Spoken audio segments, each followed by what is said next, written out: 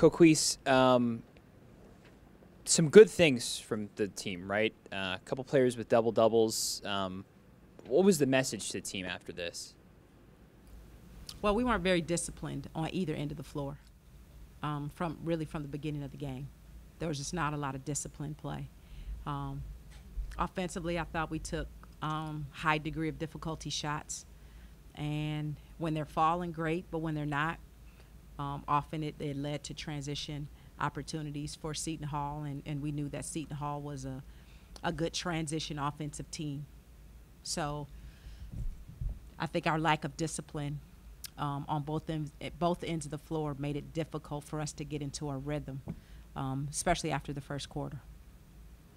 I felt like, you guys did a better job. We talked about the free throws. That was something that was kind of plaguing you last game, and the rebounding. But today kind of missing a bunch of chippies and layups around the rim. I feel like when you did get those opportunities to score within the offense, they were kind of missed, and you guys got second chance points.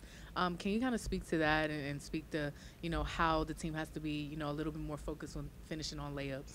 Yeah, I think, one of the things about basketball is you can't always control whether you make or miss shots, but you can control to a better degree what you do defensively.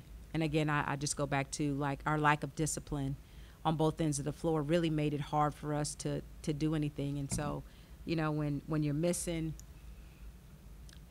bunnies and you're missing layups and you kind of hanging your head a little bit and you don't get back on defense, it can punch you in the gut. And I thought we had a lot of punch in the gut plays out there that we have to get better from, and we got to grow in one day before we play NJIT on Sunday. You look at the overall, 3-point defense. It was solid in the first 10 minutes or so. Following that second quarter, Seton Hall ran away with the ball. Lauren Park Lane, 4 straight three-pointers from there. Yeah. Had a really tough time defending beyond the arc. What led to that change, and how did Seton Hall really take advantage of that? Well, I thought Lauren Parks Lane did a good job of stopping behind the screens and shooting, and we didn't do a great job of running her off the 3-point line after she got hot. But I think those threes were momentum building plays for them, and I thought once they got the momentum, we just never really got in a rhythm and a place where we could combat that momentum swing. They kind of kept it and rolled with it for the rest of the game. You look at the endurance of this team altogether. Again, only 8 players on the roster, but you have several players playing over 25, 30 minutes. What makes the conditioning so strong for this team no matter who they're playing? Well, number one, they're teenagers. They got healthy lungs. We work out every day. Players want to play. They want to play, so they're fine. Especially early in the season, they're fine. The way we practice, I think our conditioning puts them in shape. But we've got to be able to put the mental part, and I think that's more so than the physical challenge of having 8 players. It's the mental part of, having to show up night in and night out, having to take the other team's best punch, and you got to guard the other team's best player. And when we look at our team and our roster, that stuff is a whole new experience for all of these kids. How do you win big games? How do you win when mentally and emotionally you got to get over the hump of Lauren Parks Lane just hit 2 threes. Now I got to adjust. I don't have a sub. I got to adjust to make that play. That's the element of growth for this team. It's more the mental piece of being a winner. And that's where we're learning and teaching and discovering with this team how to do. I wanted to ask you about Cassandra Brown. Covered her last year at St. Peter's, just a phenomenal player. But, the first thing I noticed is that she looks really lean.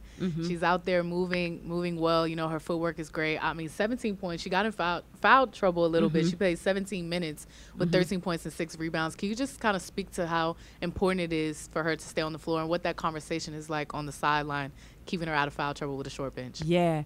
Well, KB has done a great job, and I definitely have to give a lot of credit to Glenn Kane, our strength coach, for, getting her in shape, and Jess Kinder, our athletic trainer, for getting her knee healthy and getting her healthy so she can be out there. KB and China are going to give us a good 1-2 punch down in the post. They're both tough. They're both highly skilled. I thought China definitely got us off to a good start, and those two can, they can stay fresh, playing for each other and at times playing together. But KB definitely brings an added element of skill at that post position for us, and so it was good to see her actually be able to get out there. She really hasn't practiced a lot because of returning from injury. So to see her out there, and our trainer kept saying, she has to play short minutes, and I was like, yeah, whatever. She's gonna get out there until she tells me she needs a sub, and I'm excited about what she can do for us. Although I respect and I listen to our medical advice when necessary, I do not disrespect the medical team. Gotta throw that out there. Just one more about tomorrow. Sunday. You have one day to get ready for Sunday. How do you handle that? Well, this is going to be more of a mental preparation. They've got to lock in mentally, and it's going to be a short day on the court so we can be fresh. But we got to be ready to lock in and have a mental day tomorrow, and hopefully that'll carry over on Sunday. Coach, one more question for you. You look at Erica Lafayette and the way she's been able to be so endured as well. We talked about conditioning, strength, perseverance, all of that. Either offensively or defensively, she's making an impact on every single play. What's led to that so far this year in 2 games? Well, I think she's got a lot of confidence. Over the summer, over the fall, she's put a lot of work in, and her confidence is skyrocketing. And I think she's doing, her and Tasha Pointer have a great relationship, and Tasha's doing a great job of nurturing her and grooming her and growing her to, be a starter and to be able to make impactful plays throughout the game. Last question, Coach. I wanted you to speak to kind of the Kai Carter. I felt like she had 16 points last game. She looked steady. She looked smooth out there. And today I felt like she was kind of second-guessing herself, obviously playing out of position. I want you to kind of speak to that, and what did you see from Kai Carter today? Yeah, I will say this, and I'm a little biased, but I think point guard is the hardest position to play on the floor. I think there's so many things you have to be thinking about, so many people and moving parts that you've got to be aware of. And for Kai, jumping into this, her senior year or junior year, senior year, yeah, that COVID year messes me up. I think she's doing a tremendous job of handling all that we're throwing at her. And so I expect her in some ways to be inconsistent in terms of maybe her point production, because as a point guard, when you're worried about the whole team, sometimes what you have to do and where your points are going to come from and how you're going to impact the game, that can go up and down. But I think as she gets more game experience, she'll become more consistent. She's a hard worker, and she's willingly trying to absorb all this stuff. And Lauren Parks Lane, she's a tough cover. So I think she'll be fine moving forward. Thank you, guys.